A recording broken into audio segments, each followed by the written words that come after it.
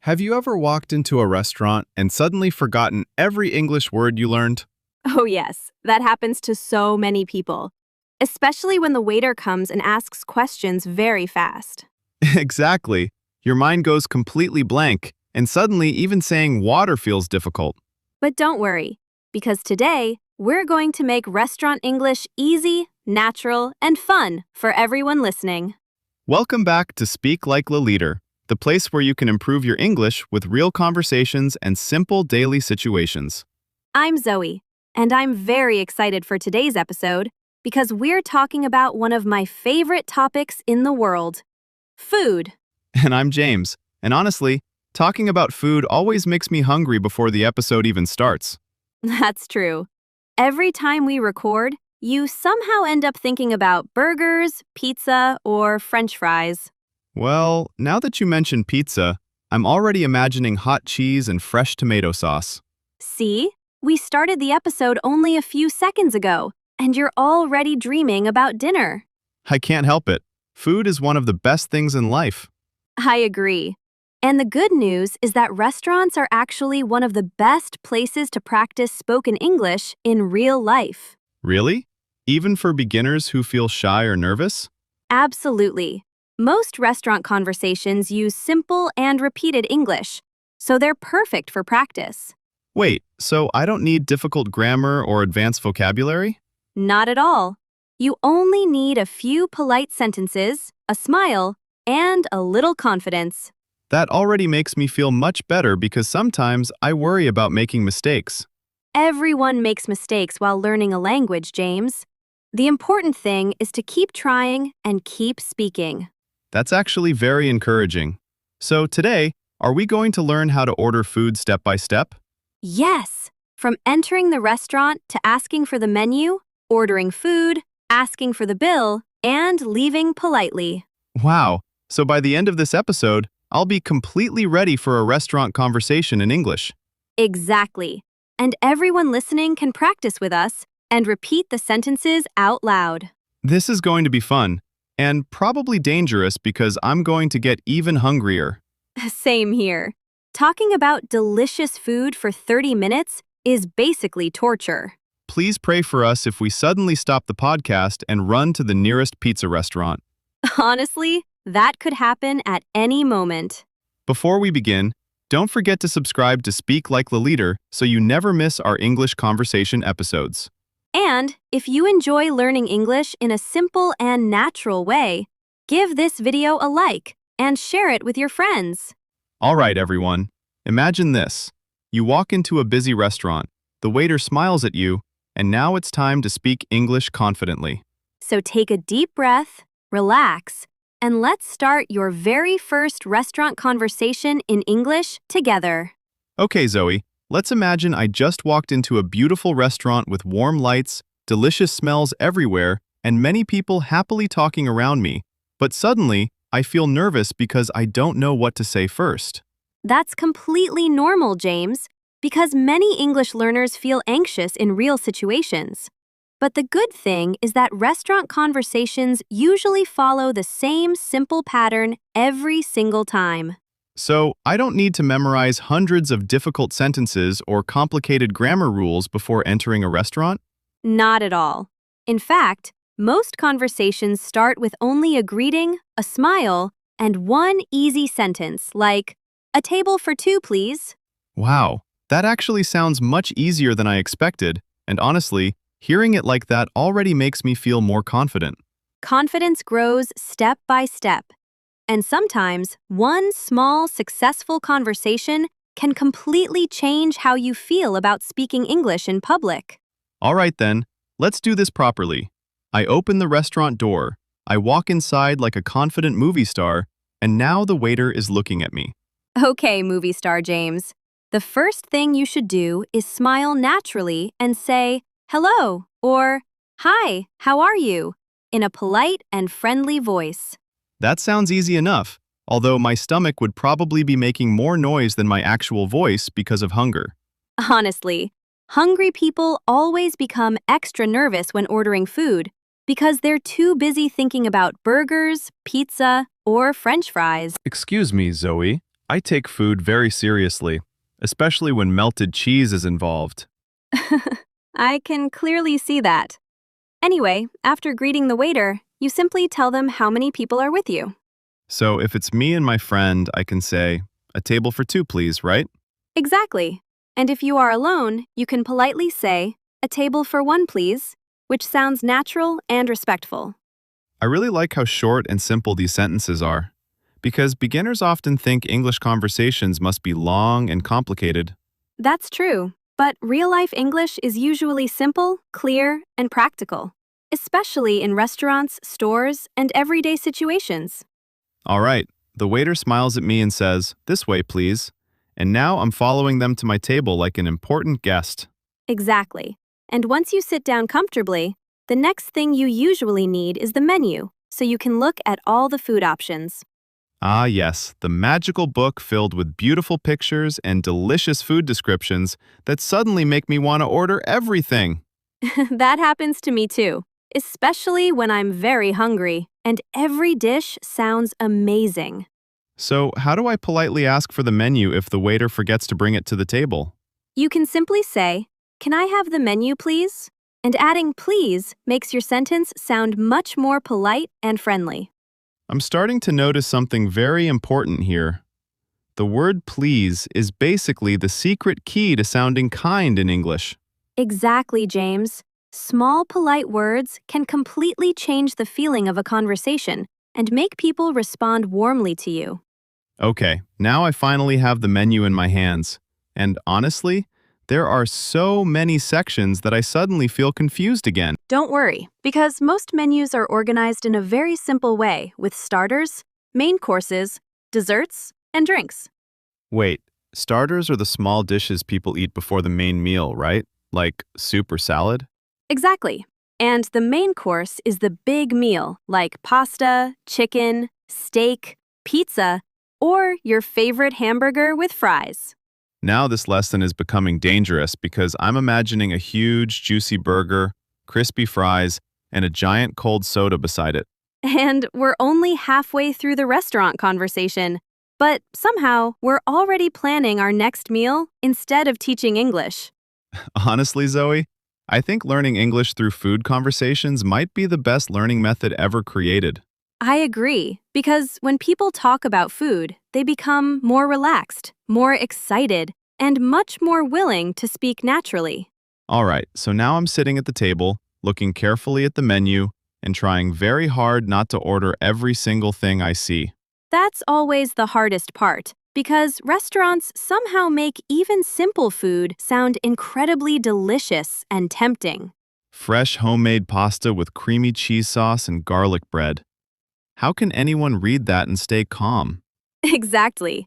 Even reading menus can make people hungry within seconds.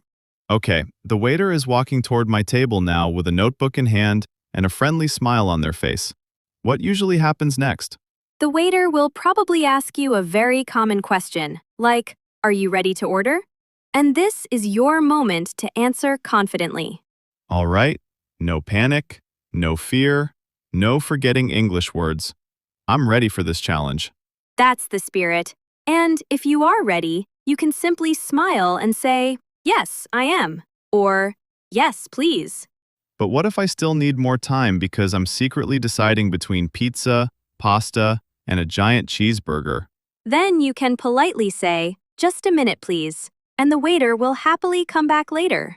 That's actually very useful because sometimes choosing food feels harder than taking an English exam. Especially when you're hungry and everything on the menu suddenly looks perfect. Okay, I'm finally ready to order, and I've decided to go with the legendary cheeseburger and fries combination. Of course you did. I knew your burger obsession would return sooner or later. Some love stories never end, Zoe. Me and burgers are meant to be together forever. All right then. Instead of saying, "I want a burger," try using more natural and polite English, like, "I would like the cheeseburger, please." I would like the cheeseburger, please. Wow, that actually sounds smooth and confident. Exactly. Native speakers often use "I would like" because it sounds softer, more polite, and more natural in restaurants. And what about I'll have? I hear that phrase in movies and TV shows all the time. Yes, I'll have is also very common and natural. For example, you can say, I'll have the chicken pasta and a glass of water, please. So both expressions are correct, but I'll have sounds a little more casual and relaxed. Exactly right. Both are polite, simple, and easy to remember for everyday conversations. All right, let's practice a full restaurant moment together so everyone listening can repeat after us and improve their speaking confidence. Great idea. I'll be the waiter, and you'll be the customer ordering food at the restaurant. Okay, I'm ready. Hopefully I don't accidentally order 10 pizzas because of hunger. Welcome to our restaurant, sir. Are you ready to order today? Yes, I am. I would like the tomato soup to start, and for the main course, I'll have the cheeseburger with fries, please. Excellent order, sir. And would you like something refreshing to drink with your meal today? Oh, right, the drink. For a second, I became so focused on the burger that I completely forgot people usually order something to drink, too. That's understandable, because hungry people often stop thinking clearly the moment delicious food appears in front of them. Food has a special power over me, especially burgers, pizza, and anything covered with melted cheese. Honestly, I think everyone listening already knows that by now. All right, then. I would like a large soda with ice, please, because my imaginary restaurant meal is becoming very serious now. Perfect. So that's 1 tomato soup, 1 cheeseburger with fries, and 1 large soda. Excellent choice. I notice that waiters often repeat the entire order after you finish speaking. Why do they do that? They repeat the order to confirm everything correctly and avoid mistakes, especially when restaurants are busy and noisy. That makes sense, because nobody wants to receive salad when they were dreaming about pizza for 20 minutes. Exactly. Imagine waiting all day for a burger and suddenly getting a bowl of broccoli soup instead. That would honestly break my heart a little. Don't worry, your burger is safe. After confirming the order, the waiter usually says something like, "Your food will be ready soon." And then comes the difficult part, waiting patiently while delicious smells from the kitchen slowly destroy your self-control. That waiting time can feel so long when you are extremely hungry, especially if someone at the next table already has amazing-looking food. Yes, suddenly every plate passing by feels like emotional torture. But while waiting, it's a great chance to practice casual English conversation with friends or family at the table. That's true. Restaurants are not only about food, they're also places where people relax, laugh, share stories, and spend time together. Exactly. Language becomes easier to learn when it's connected to real emotions, experiences, and everyday situations. Wait, I think the waiter is finally coming toward our table carrying my glorious cheeseburger and fries. Yes, and the waiter places the food on the table and politely says, "Enjoy your meal." And of course, the correct response is a simple and friendly thank you. Exactly. Small, polite responses like "thank you" make conversations feel warm, respectful, and natural. All right, first bite of the burger. Wow, this imaginary burger might actually be the best burger in the history of burgers. You are becoming way too emotionally attached to this imaginary meal, James. Good food creates strong emotions, Zoe. Science probably proves this somewhere.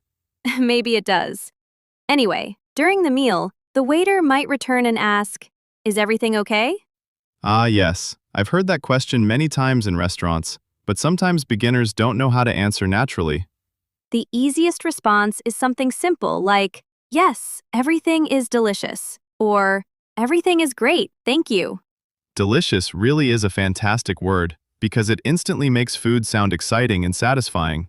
Exactly. And when you use positive words confidently during conversations, you start sounding much more natural and fluent in English. But what if I need something during the meal, like more water, extra sauce, or another basket of bread? That's very easy. First, politely get the waiter's attention by saying, "Excuse me," and then calmly ask for what you need. So I can say, "Excuse me, can I have some more water, please?" Perfect. That sounds polite natural, and very clear. I feel more powerful with every English sentence I learn. Soon I'll be ordering food like a restaurant expert. You already sound much more confident than at the beginning of this episode. That's true. At first I felt nervous, but now restaurant English feels simple, comfortable, and even fun. And that's exactly how language learning should feel: natural, relaxed, and connected to real-life situations. You know, many people are afraid to speak English because they think they must sound perfect before they start talking. But perfection is not the goal. Communication is the goal. Even simple English can create meaningful conversations. That's such an important lesson because confidence grows only when you actually use the language in real situations. Exactly. Every small conversation helps you improve little by little, even if you make mistakes along the way.